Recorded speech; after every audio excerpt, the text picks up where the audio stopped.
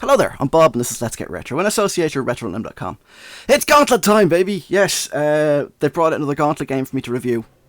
This is, by my counting, if you count the DS version, which was never released, it's Gauntlet 9, otherwise I suppose it's Gauntlet 8. I'm going to do the usual thing I do with the Gauntlet reviews, which is, I just use the Barbarian and single player. Now, I'm actually going to do another vid, multiplayer, and I might show you some of the other characters as well, because they play pretty differently. Let's see now, what can I do for you? You got a couple of different moves. This is your kind of hard hit.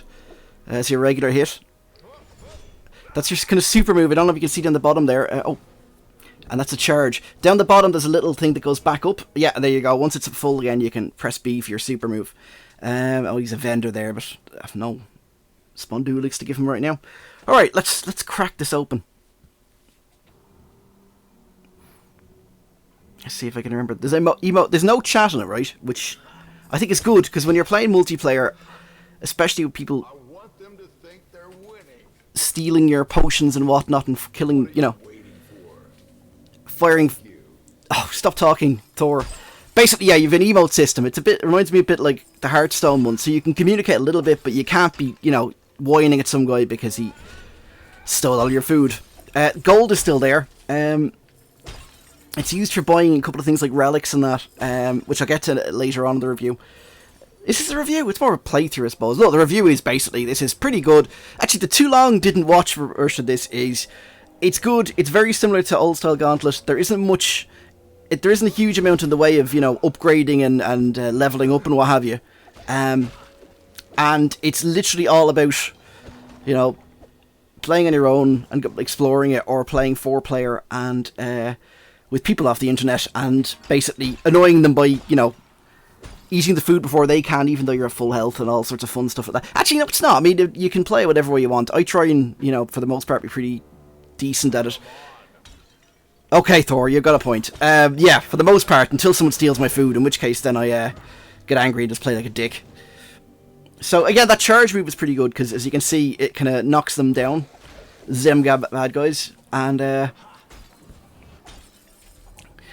you can basically go in then and do a nice, healthy move on them to rid them of all that nasty life that they don't need. Now, I've got to just stress, I normally review retro games. I've only been playing this for I've had maybe 1 or 2 goes at it prior to this, so if you want to put your comments like, oh my god, you're terrible, and all this kind of stuff, fair enough, but I'm not making any bones about it. This is not a, I'm an awesome player playthrough. This is just a, Jesus Christ, I can barely hold a controller. Oh, speaking of controllers, you've got an option of either picking keyboard and mouse, or else an Xbox controller. I recommend the Xbox controller. It's just really designed around it. That thing, by the way, keep up with the commentary, Bob. That thing that I just knocked down there is a generator. And again, this ties back to old school Gauntlet, where you've got generators and you take them out. It's actually, I mean, there's elements of the newer Gauntlets, the 3D ones, the Gauntlet Legacy and Gauntlet Dark Legacy and Gauntlet Legends, and there's even, God help me for saying this, a small element of Seven Sorrows in here as well. Thor actually plays a bit like the Seven Sorrows version. If you're that is something that came along in Dark Legacy, the guys that explode. I don't ever remember seeing that in Gauntlet 1 or 2. And it's actually quite handy for taking out loads of enemies. Generally, the way this works is you're getting swarmed by enemies an awful lot, so hence Thor's kind of spinny move is pretty good. There's lots of spikes. Oh, I hit the food. Don't shoot the food. Thor, and to a lesser extent, Tira, is it the Valkyrie? Basically, they're more melee characters. Like, they both have similar kind of moves where they do a kind of rush attack. Tyria plays more like she's got an option to put up a shield, and she can basically protect everybody for, you know, by getting in the way of them and bad guys and sticking a shield up. So it's, and then your other 2 characters are the wizard. I think it's still Merlin. I don't think they changed it. Oh, I got an achievement. And Questor, the elf. Now, they play a bit like the old style Gauntlet, in the sense that they are ranged characters. In fact, it's kind of weird. Each character plays a little bit differently. the elf plays just like a twin stick shooter for the most part. You got a couple of different types of shot, but generally you're using one stick to move and one stick to shoot, and it works pretty well. Merlin is interesting. You'd shoot fireballs or ice or whatever, but you do different combos of buttons first and then press a single button to activate. Now I'll show you that in another video, because like I said, I'm just copying the format I usually use for these Gauntlet reviews, which is just comparing the Barbarian. But it's kind of very interesting because it's similar to the guys who made this Arrowhead Games have a game called Magica, which is about wizards and all sorts of stuff, and it's actually pretty funny. But a lot of the controls and combat and that involve doing combos of different spell types, you know, fire and ice or whatever, to do different spells. So the wizard kind of reflects that, and it actually works really well. So depending on who you pick, you have a very different style of play. Oops. Yeah, you see, this is the problem with talking and playing, is that I can't multitask. I could barely breathe and play at the same time, never mind talk and play. Again, gotta stress, this is not a, oh my god, look at my skills video. This is just a, oh my god, how can I live with myself that I'm that bad a player. And also we'll show you a bit of Gauntlet. Now, multiplayer, and I'll get to that later on. Oh, there's gold there, but I can't get it because I don't think I have any spare keys. Multiplayer is interesting. My experience of it is, now I think this has been fixed in a patch, is I just couldn't do a quick start into a game. The only option I had in the end was, I did get a quick start eventually, but it didn't give me an option to pick a character. The Valkyrie was the last one left and I had to pick her. And I was playing with her for the first time and it was a bit awkward. Oh, get out of there. Boom! Oh, that was not a smart thing to do.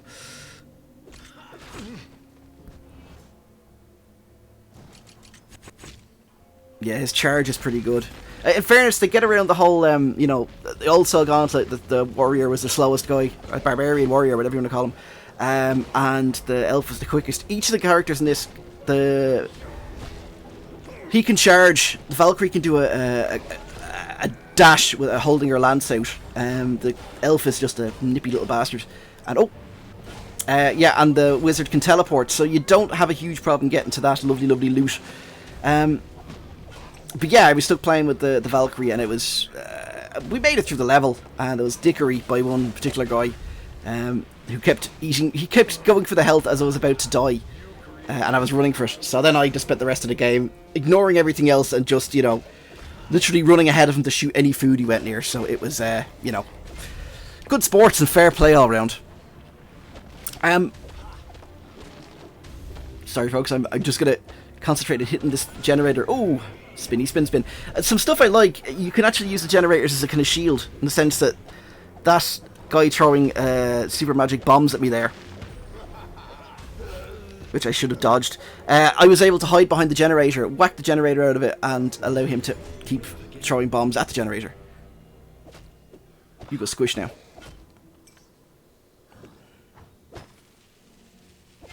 So those barrels can act similar enough to the bad guys that are holding explode. Oh, it popped back up.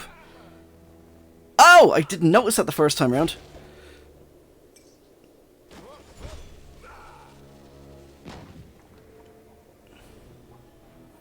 More for me. Oh no, I've done it again. Carry on my wayward barrel. Oh, secret area. Very good. There you go, folks. Showed you something new. I'm sure someone will patch in that, or mod it somehow and have the link noise when you open up a little section of wall like that.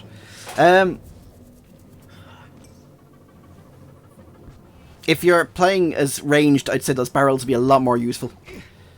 Interesting question, folks. Do you know the first game to have exploding barrels? Now, seriously, do you know? Because I don't. I figured Wolfenstein or Doom. I was having a discussion with a guy who runs the fantastic Player One Gaming in Maynooth, Manor Mills, and you should go there and buy lots of stuff because he's great. Does retro stuff, current gen stuff, very good, great prices, lovely guys. Yeah, so there you go. There's a free plug for you, Shane. If you ever get to see this, which you probably won't. But yeah, anyway, we have a discussion about what game had the first exploding barrels. Now I was originally thinking Doom, whatever, and then I was thinking, I'm pretty sure some of the Final Fight type games might have had them as well. But if you know the first exploding barrel in a game, please put it in the comments, and I'll be very interested.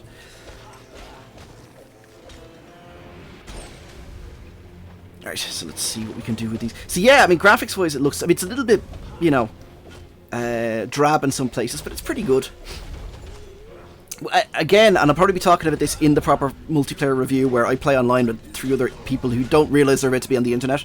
But yeah, basically it's single screen, so you can't run off. Like it's still multiplayer over the internet, but you're restricted to one screen.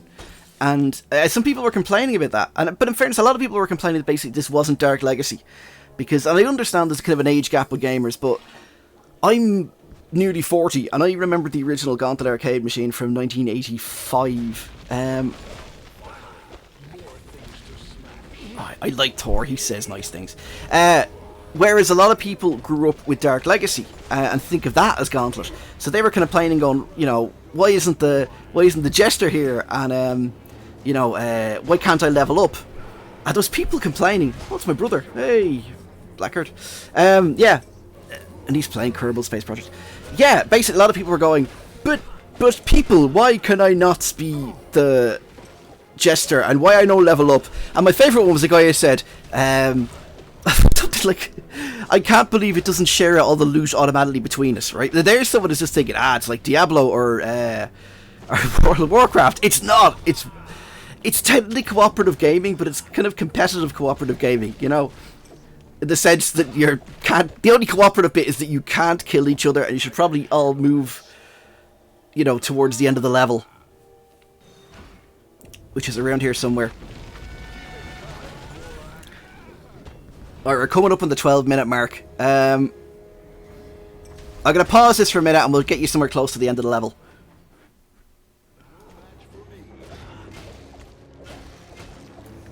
Yes, they were no match for me, except for all those times they were a match to me and killed me.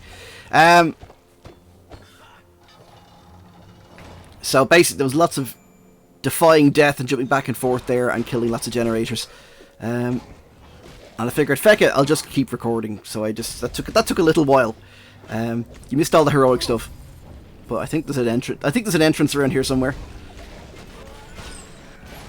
Exploding man is exploding.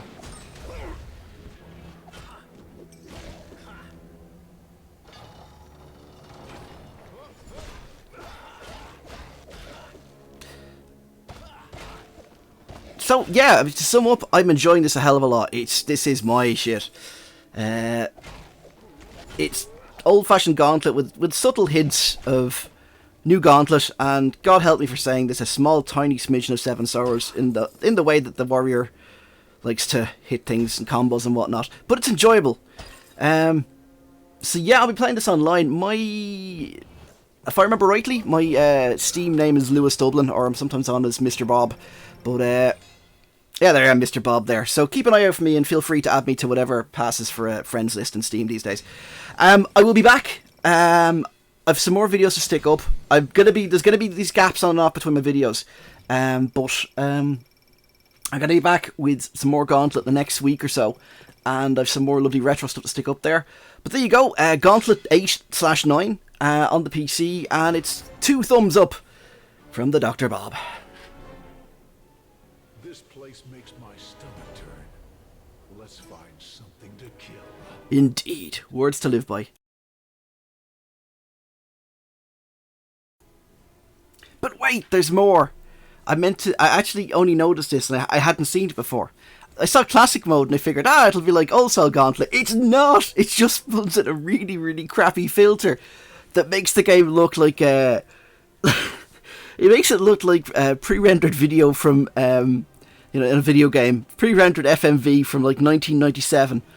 So hang on, I'll show you there if I can actually remember to hit the right buttons.